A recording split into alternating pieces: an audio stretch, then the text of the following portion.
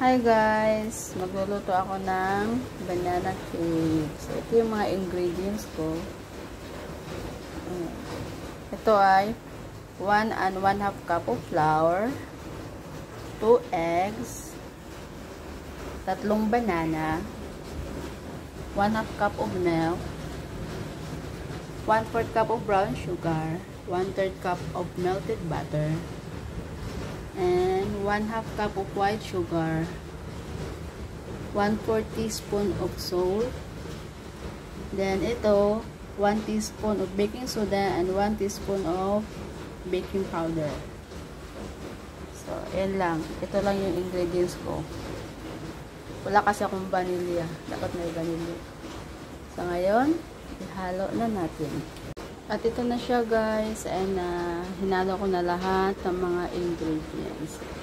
Imikos-mikos lang natin yan ng mabuti para ma-mix siya ng mabuti talaga. Ng maayos.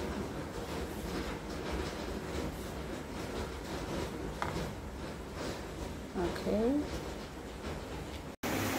I-preheat muna natin yung oven ng 10 minutes.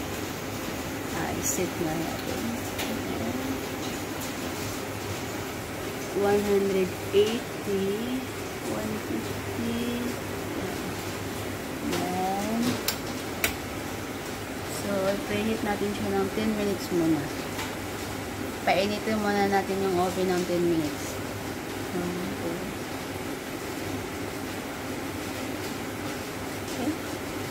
Ayan.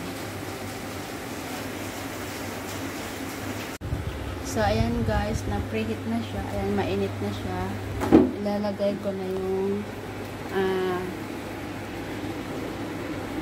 eto, ilalagay ko na siya sa loob ng init.